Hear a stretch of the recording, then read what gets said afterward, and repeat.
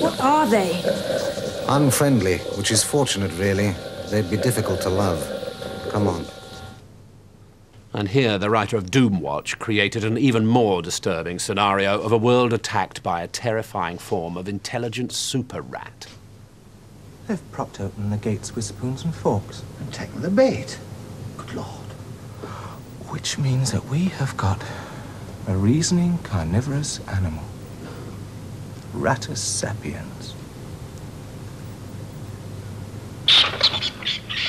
Got in! Oh!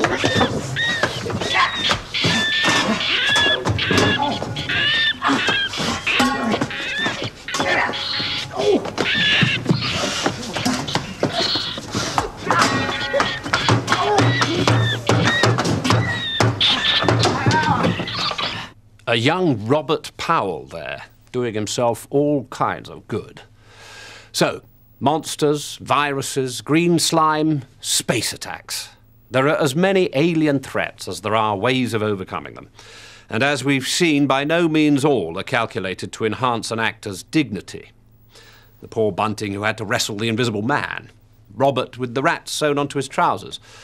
And haven't the doctors had their share of unbecoming tussles? All of which adds to one's profound sense of relief that one's never had to toddle around the TARDIS oneself and get down dirty with the Daleks. And before we dematerialise and go our separate ways, I wonder if I shouldn't perhaps put the record straight about the Doctor and I. When they brought him back after 16 years, Miriam did get a call, indeed, saying they wanted to see me. I was a bit... Oh, yeah, you know. But she twisted my arm. They had a new approach. They thought I was the most compelling actor of my generation. You know. So, anyway, I went along.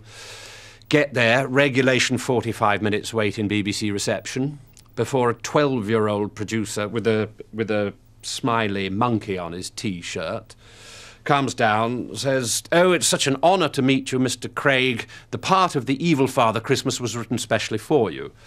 So, I mean, guest character, no problem with that. A bit of crossed wires, but I'm fine about that. One question, though. If the part's been written specially for me, then why is Timmy Pigott-Smith sitting the other side of reception holding a copy of the same bloody script in his hand? A script which, after a further 20 minutes, I suggested they might care to shove where Gallifrey's suns don't shine. And I haven't done a camera test from that day to this. I mean, you know, I've done 4 Thargon movies. There was a survey. I was voted the most popular alien. I was voted the 15th most popular alien in history. I mean, if producers don't know my work by now, then that's their problem. Go and get Thargon Quest out of the library. Look at the DVD of Delta Base Omega. Watch Quatermass and the Kinky Boots. I mean, do your job for 5 minutes. But, you know, I just, as I say, I just let it all wash over. I mean, that's what you have to do.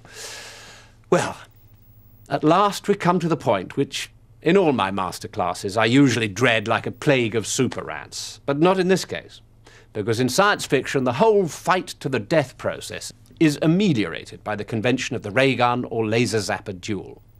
But there's still plenty of work to be done before evil is defeated.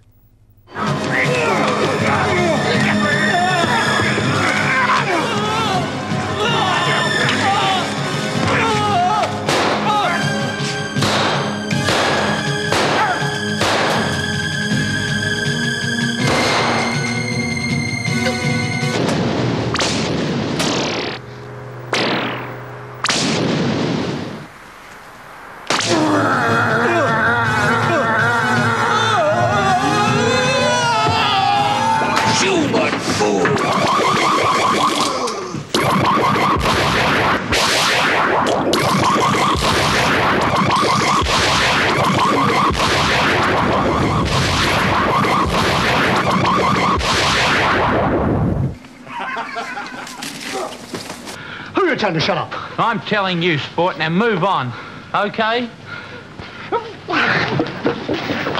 Just what we needed to break the tension. Come on, Havey. That's the boy. Come on, Havey. I'm the doctor. Doctor!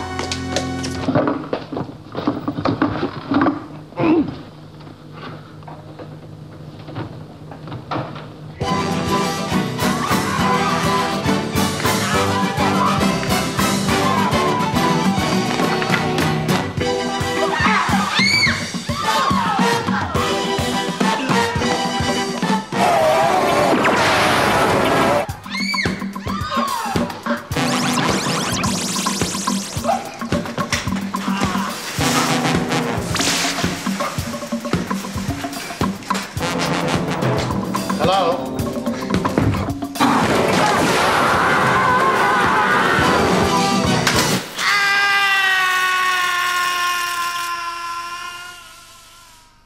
And if civilization isn't safe after that, it never will be. Well, it's been a sheer delight to conduct this workshop and to see so many old mates working their drawers off, especially the doctors, who really are the sturdy pack animals of British sci-fi. Not for me, as I say. And of course, not doing the doctor has meant I've been able to concentrate on the kind of work I should be doing.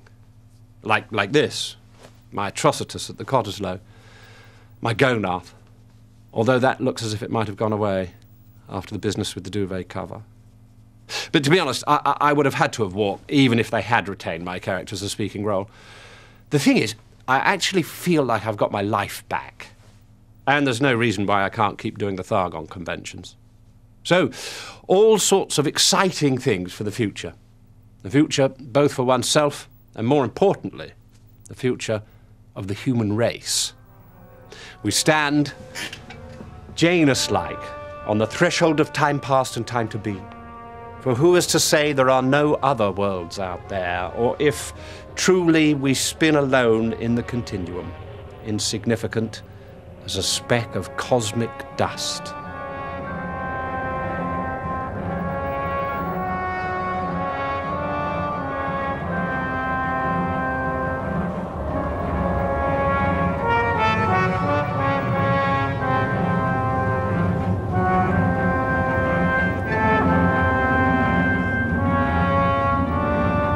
Bruce, you surely know the dangers that we face. Everyone on board has got an equal place in my eyes. There are no exceptions, no favorites, no pull. No one gets an easy ride, is swathed in cotton wool on this craft.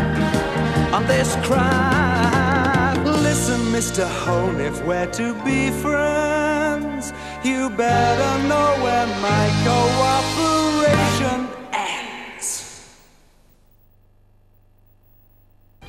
This concerto